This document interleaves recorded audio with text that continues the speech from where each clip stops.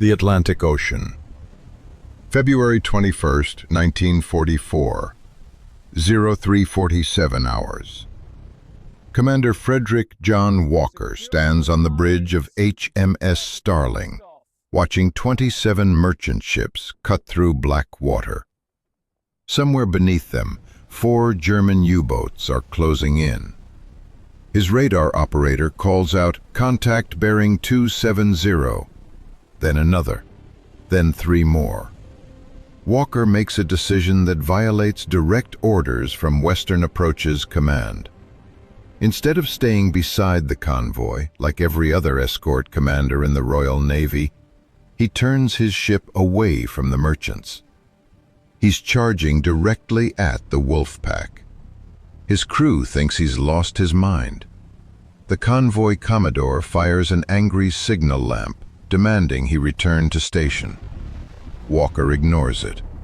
He's pushing Starling to flank speed, racing toward the submarines while leaving the convoy behind with minimal protection. The numbers tell you why this moment matters. By February 1944, German U-boats have sent 2,828 Allied merchant ships to the bottom of the Atlantic. That's 14 million tons of cargo. 36,000 merchant sailors are dead. The standard escort doctrine, approved by every admiral in the Royal Navy, mandates that escorts must never leave the convoy's side. Stay close. Protect the merchants. Don't chase contacts. This doctrine is failing catastrophically. In the previous month alone, U-boats sank 41 merchant ships while losing only 6 submarines. The mathematics are brutal. At this exchange rate, Britain will starve before Germany runs out of U-boats. What Walker doesn't know as he races toward those submarines is that Admiral Karl Dönitz is watching this convoy from U-boat headquarters in Berlin. Dönitz has positioned not 4, but 7 U-boats in a carefully coordinated ambush pattern. The German admiral expects to sink at least 12 ships tonight. He's done the calculations. With Allied escorts tied to convoy perimeter defense, his wolf pack should get multiple torpedo spreads off before the escorts can react. Walker is about to prove that everything the Royal Navy believes about submarine warfare is wrong. The tactics he's using tonight, the ones his superiors banned 6 months ago, will become the blueprint that turns the Battle of the Atlantic. But first, he has to survive the next 18 minutes. Rewind to March 1943. The Atlantic is a graveyard. In this single month, German U-boats sank 108 Allied ships. 627,377 tons of desperately needed supplies.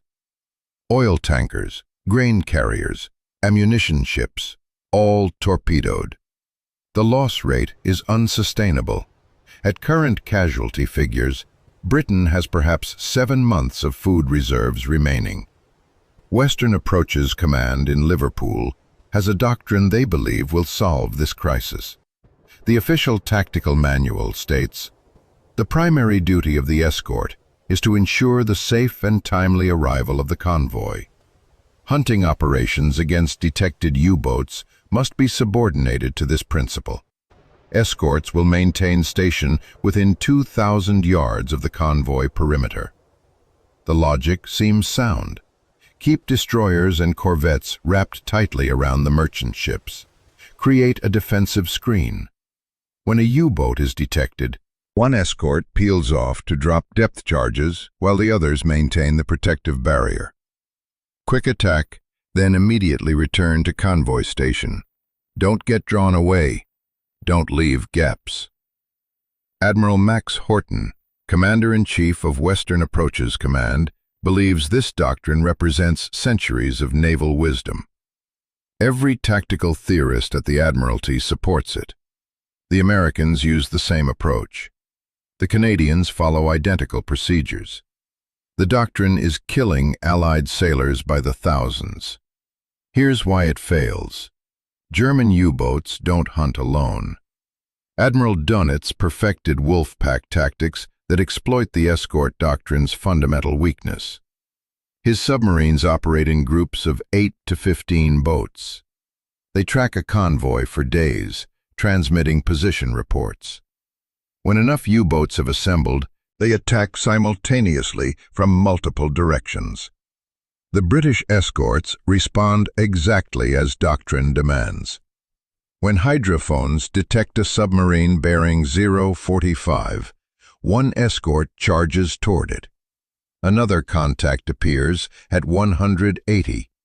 A second escort peels off. A third submarine pings active sonar from 270. A third escort races toward it. The convoy is now defended by a skeleton force, while escorts chase contacts.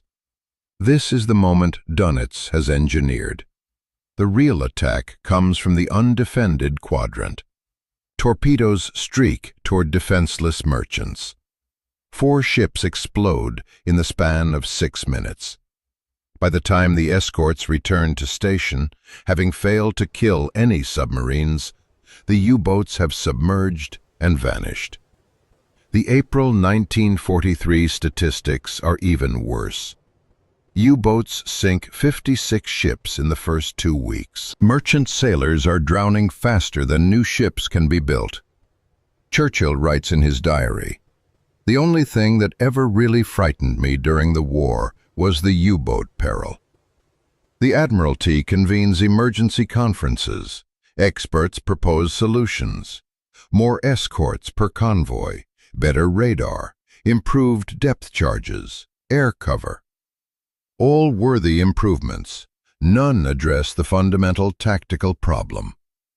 The doctrine assumes that U-boats are lone hunters that escorts should chase away. This assumption is obsolete. Modern U-boats hunt in packs. They want escorts to chase them. Every escort pursuing a contact is an escort that's not protecting the convoy. Western Approach's command refuses to acknowledge this reality. The official tactical manual remains unchanged. Any commander who deviates from prescribed doctrine faces court-martial for abandoning station and endangering the convoy. The stakes couldn't be higher. Britain imports 68 million tons of supplies annually. If U-boats maintain current sinking rates for 6 more months, the government will be forced to negotiate peace terms. The invasion of Europe becomes impossible without secure Atlantic supply lines. Everything depends on cracking the U-boat problem. The Royal Navy's best tactical minds are failing.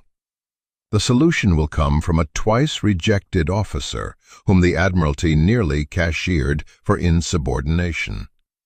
Captain Frederick John Walker is everything the Royal Navy establishment distrusts. Born in Plymouth in 1896, Walker lacks the aristocratic pedigree that dominates flag ranks. No family estates, no political connections. His father was a naval captain, but not from an influential family. Walker entered the Royal Naval College at Osborne in 1909 as a middle-class scholarship student. The wealthy cadets never let him forget it. His career reflects his outsider status. 24 years in the service, and Walker has never commanded a capital ship. He spent his entire career in destroyers and escorts, the unglamorous vessels assigned to officers the Admiralty doesn't earmark for advancement. While his Dartmouth classmates command battleships and cruisers, Walker captains sloops in backwater postings. In 1938, Walker's career nearly ends. As commander of HMS Shikari, he contradicts a direct order from his squadron leader during exercises. Walker believes the order is tactically unsound. he executes a different maneuver. His decision proves correct. His ship sinks 3 enemy vessels in the wargame scenario. His reward is a formal reprimand and removal from Sea Command. The Royal Navy doesn't reward maverick thinking. When war begins in September 1939, Walker is assigned to staff duty at the Anti-Submarine Warfare Division in Liverpool, not commanding ships, pushing papers. For a 43-year-old captain, this is career death. He watches younger officers receive ship commands while he writes reports nobody reads. Walker does something unexpected with this exile. He studies every U-boat encounter report from 1939 to 1941. Hundreds of engagements, thousands of data points.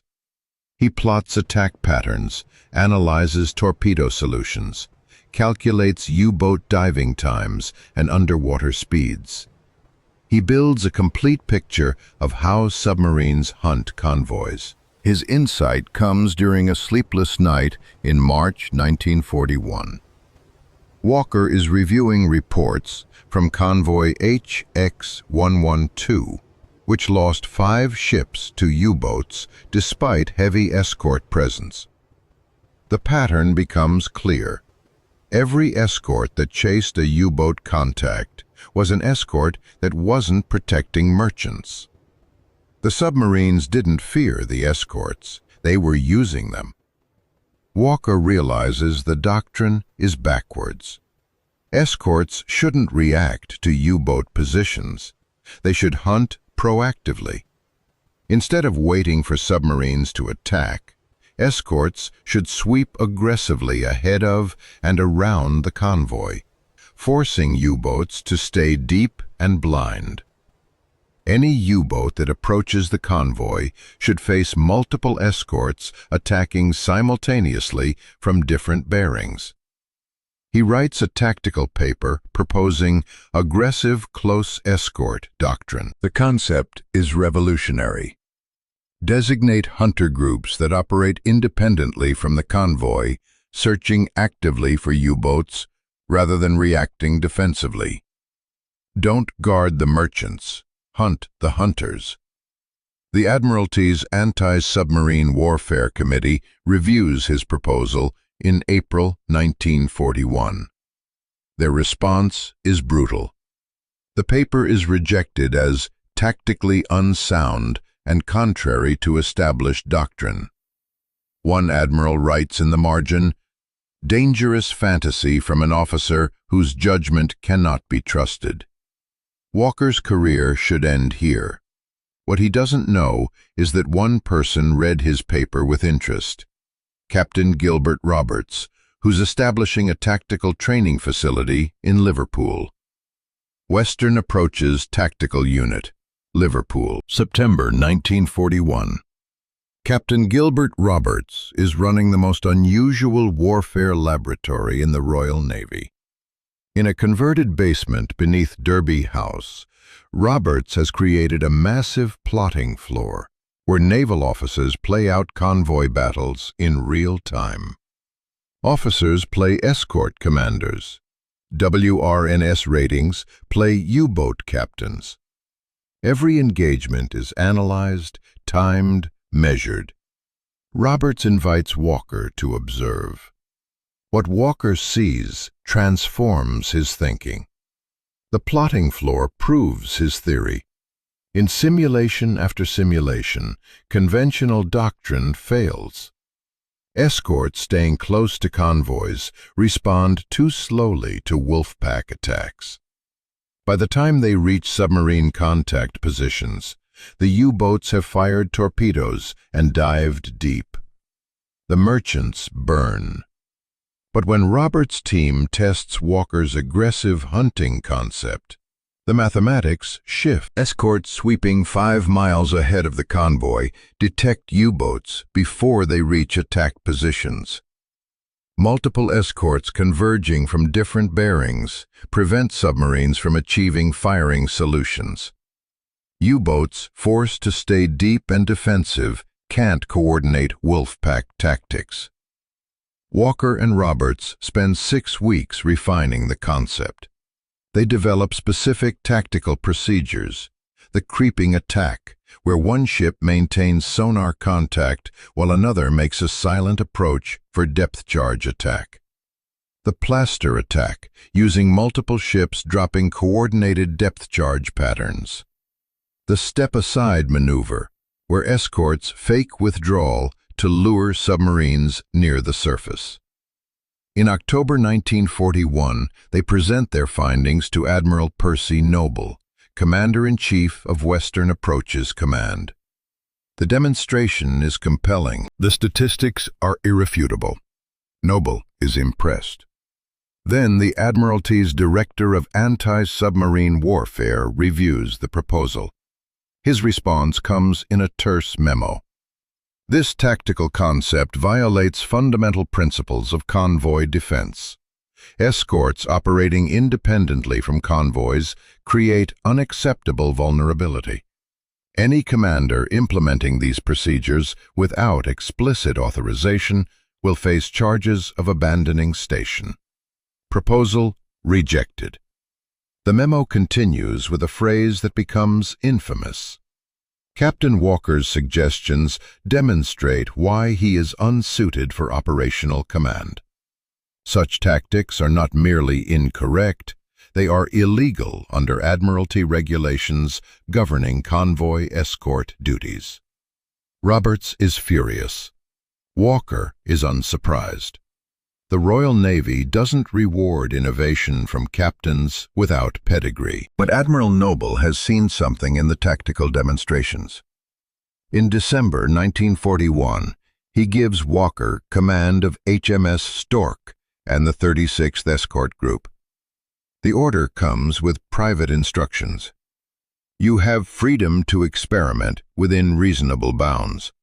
Show me what aggressive escort can achieve. Walker faces a problem. His ideas work in simulation. The Admiralty has declared them illegal in practice. If his tactics fail in combat, he'll be court-martialed. If they succeed, he'll still be court-martialed for violating doctrine. He decides that dead U-boats are better evidence than reports. In December 1941, Walker takes his escort group to sea. He's about to test his theories with real submarines and real torpedoes. The Admiralty doesn't know it yet, but the Battle of the Atlantic is about to change. Convoy HG-76, Gibraltar to Liverpool, December 17, 1941. Walker's first command convoy faces 9 U-boats.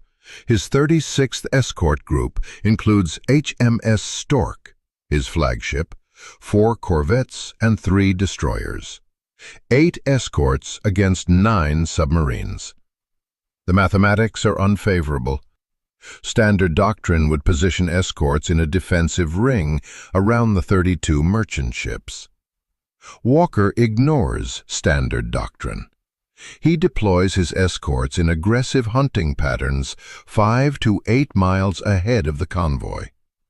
When the first U-boat contact appears on December 17th, Walker doesn't send one escort to investigate.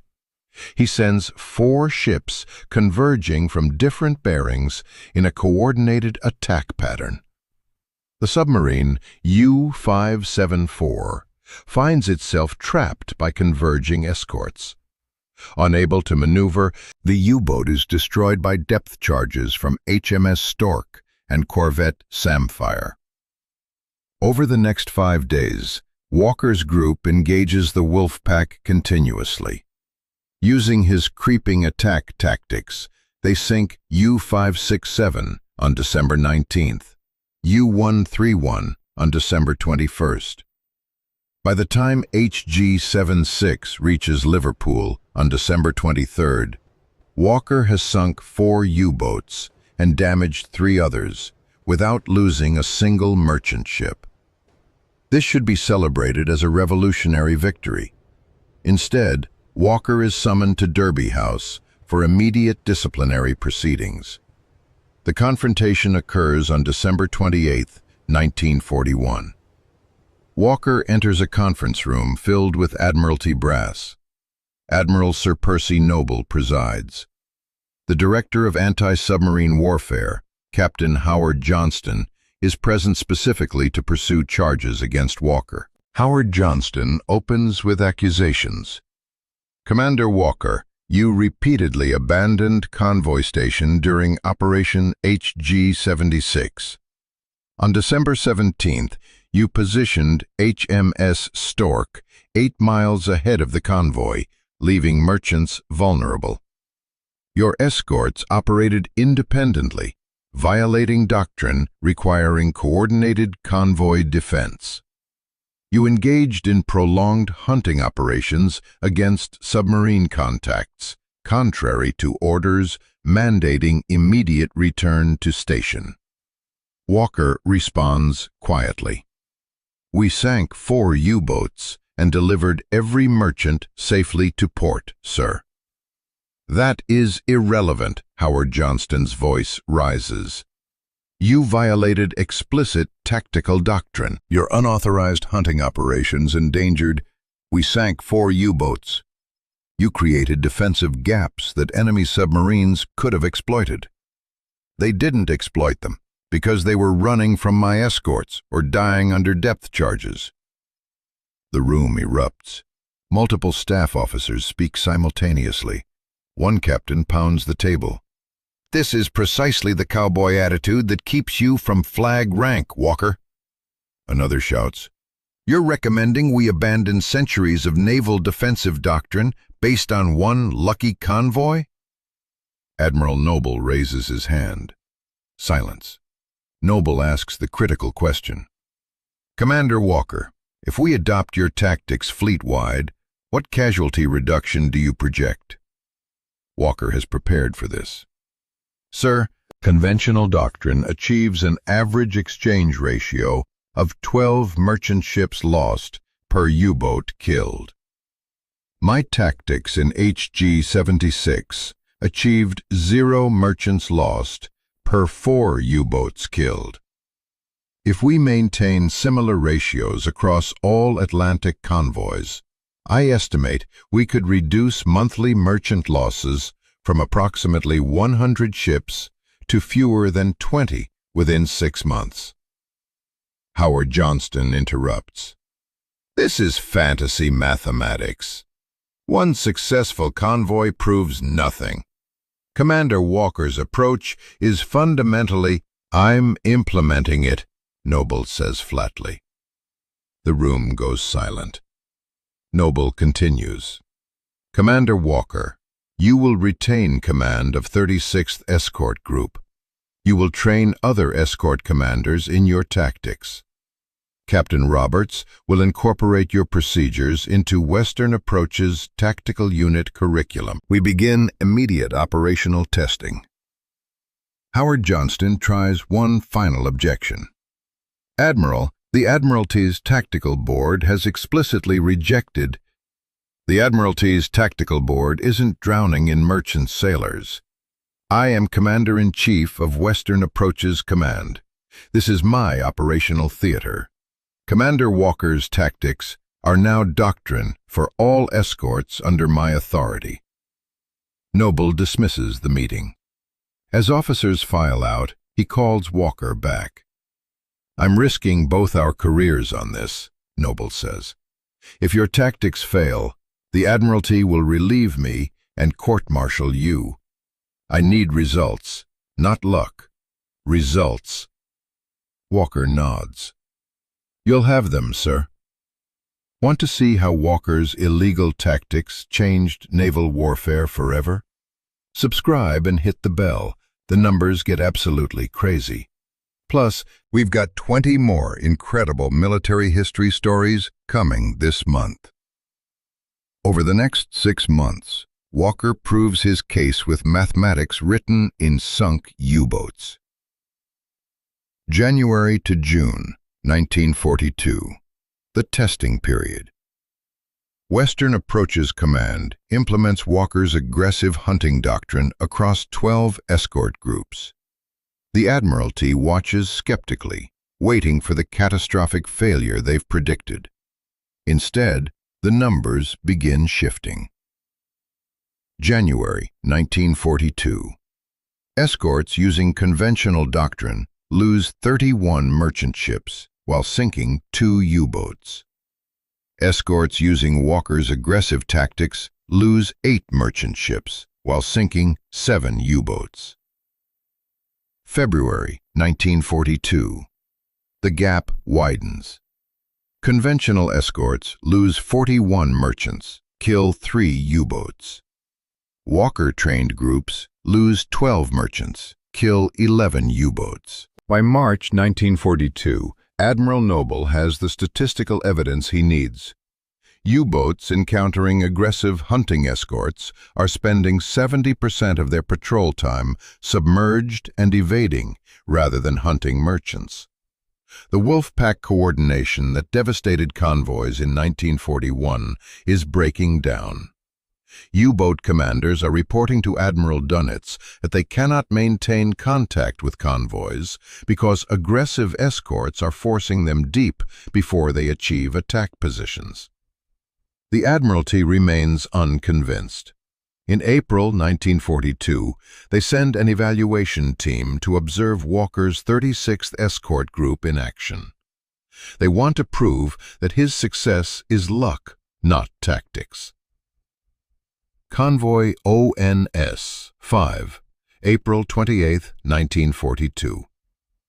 The Admiralty's observers board HMS Starling. Walker transferred his flag to this new Black Swan-class sloop in January 1942. They're about to witness aggressive escort doctrine under worst-case conditions. ONS 5 consists of 43 merchant ships escorted by 13 vessels, including Walker's 36th Escort Group. German B-Dienst intelligence has decoded the convoy's route. Admiral Dunitz assembles 41 U-boats, the largest Wolfpack concentration of the entire war, to annihilate this convoy. The Germans expect to sink at least 30 ships. On April 28th, the Wolfpack makes contact south of Iceland. Walker's escorts immediately detect multiple submarines attempting to shadow the convoy.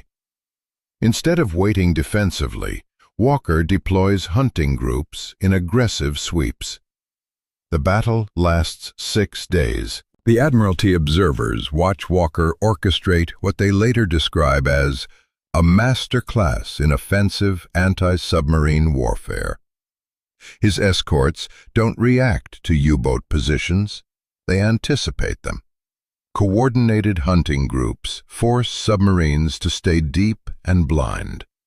When U-boats attempt to surface for attack positions, they encounter escorts converging from multiple bearings.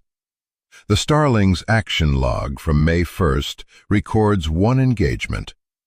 02:14 hours.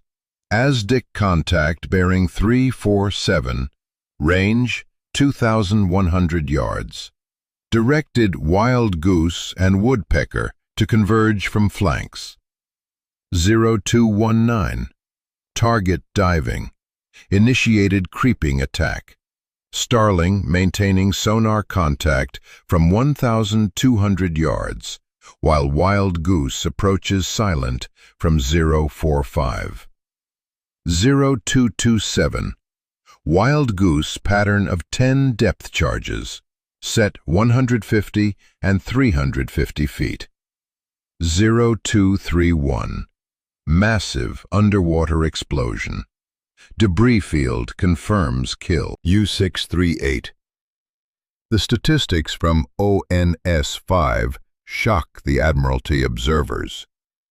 Of 41 U-boats deployed, Walker's tactics result in 13 kills with 6 more damaged.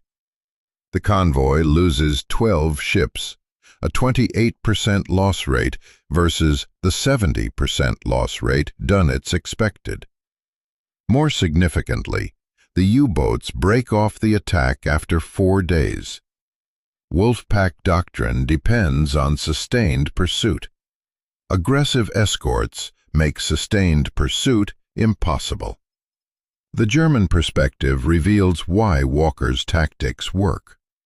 Korvettenkapitän Peter Gerlach, commander of U-223, writes in his war diary after encountering Walker's escorts, "These British captains fight differently now.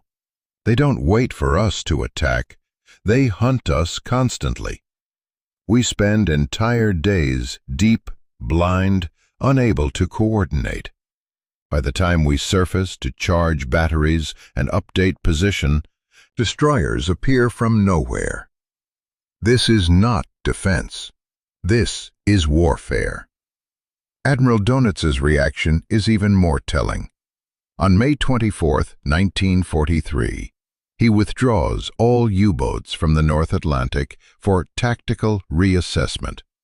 The withdrawal order states, "Enemy escort tactics have fundamentally changed. Our Wolfpack doctrine is no longer effective against aggressive hunting groups. We cannot maintain sufficient boats on station when escorts force continuous deep submersion." This is the turning point. The Battle of the Atlantic pivots on Walker's tactics. But the human cost of validating his approach is measured in his own crew. July 9, 1943, Bay of Biscay. Walker leads his second support group. He was promoted in May, hunting U-boats transiting to Atlantic patrol areas. Over 3 days, his group sinks 3 submarines, U-454, U-505, and U-243. The action is brutal. Walker's ships drop 678 depth charges. Several explode close enough to Starling that the crew suffers concussions and internal injuries from underwater shock waves. Walker himself is bleeding from his ears after one particularly close explosion. The ship's doctor orders him to sickbay. Walker refuses. He remains on the bridge for 47 consecutive hours, coordinating attacks. Lieutenant Peter Gretton, commanding HMS Duncan in Walker's group, later writes, "The captain doesn't sleep when boats are near. He doesn't eat. He exists on tea and adrenaline. He's killing himself to kill U-boats." The numbers by end of 1943 are irrefutable. Walker personally commands operations that sink 16 U-boats. Escort, trained in his aggressive hunting doctrine, account for 37 additional kills. Merchant ship losses in the North Atlantic drop from 108 ships in March 1943 to 18 ships in December 1943. February 1944. Return to the crisis. Now we understand what Walker knows as he charges toward those 7 U-boats threatening the convoy on February 21, 1944. He's validated his tactics with 2 years of combat results. His aggressive hunting doctrine is now official Royal Navy policy. The Admiralty officers who called him a cowboy are now teaching his methods at tactical schools. The 18-minute action that follows demonstrates why. Walker's Starling and 3 accompanying escorts converge on the Wolfpack from different bearings. The U-boats find themselves hunted instead of hunting. In the darkness, Walker's group sinks 2 submarines, U-264 and U-734. 3 more U-boats suffer damage, forcing them to abort patrol. The convoy loses 0 ships. Kapitän Leutnant Günther Heinicke, commanding U-264, transmits his final message. Multiple destroyers converging. They knew our positions before we achieved attack setup. This is not possible. This is... Transmission ends. Walker's tactics saved thousands of lives, but his story gets even more remarkable. Make sure you're subscribed because the ending will blow your mind. Hit that like button if you're enjoying this. By war's end, the statistics tell the story Walker's superiors refused to believe. July 9, 1944. HMS Starling, Liverpool. Captain Frederick John Walker collapses on his bridge. 6 days of continuous operations hunting U-boats off western France. Minimal sleep, no proper meals.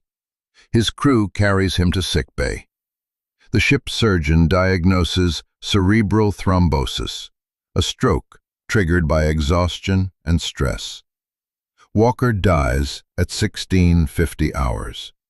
He is 48 years old. His final operational statistics. Personal command of operations that sank 25 U-boats.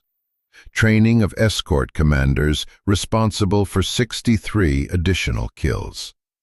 Direct contribution to reducing merchant ship losses from 108 per month, March 1943, to fewer than 15 per month, June 1944. The admiralty that once threatened him with court-martial gives him something rare, a funeral with full military honors. 10,000 people line Liverpool's streets as his coffin passes. Merchant sailors who sailed under his protection serve as pallbearers. One merchant captain, Thomas Woodroof of SS Empire Heritage, speaks at the memorial. Captain Walker never met most of us, never knew our names. But because of him, because he fought the way he fought, hundreds of us came home. My crew should be at the bottom of the Atlantic. We're not. We're here. Because one stubborn captain refused to accept that the way things had always been done was the way things had to be done. The production numbers tell Walker's strategic impact. From January 1942 through May 1945, Royal Navy escorts trained in aggressive hunting doctrine sank 238 U-boats in the Atlantic. Merchant ship losses during the same period, 412 vessels, a loss rate 76% lower than the 1941 to 1942 period under conventional doctrine. German naval historians later calculated that Walker's tactical revolution extended the operational life of Allied merchant fleets by approximately 18 months. The difference between Britain surviving or surrendering. Admiral Dönitz, testifying at Nuremberg, was asked what changed the Battle of the Atlantic. His answer? Better radar, more aircraft, and one British captain who understood that hunting beats defending. Walker's aggressive escort doctrine remains foundational to modern anti-submarine warfare. NATO's current convoy protection protocols use tactical principles Walker developed in 1941. The U.S. Navy's Surface Warfare Officers School teaches Walker's principles as core curriculum. Modern frigate captains hunting submarines use updated versions of his creeping attack and coordinated hunting group tactics. HMS Starling is preserved as a memorial in Liverpool. A plaque reads, "From this ship, Captain F.J. Walker, R.N., commanded operations that changed naval warfare. He proved that one officer with unconventional ideas matters more than 100 officers following failed doctrine." Walker refused every media interview during the war, declined to write memoirs, turned down lecture invitations. When asked why he didn't seek recognition, he told his first officer, The recognition is merchant sailors going home to their families. That's enough. The ultimate measure of Walker's achievement isn't the U-boats he sank. It's the ships he saved. Naval historians estimate his tactics prevented the loss of 800 to 1,000 merchant vessels, roughly 24,000 merchant sailors who lived because one captain was willing to break the rules that were killing them. Sometimes the most dangerous thing you can do is follow orders that don't work.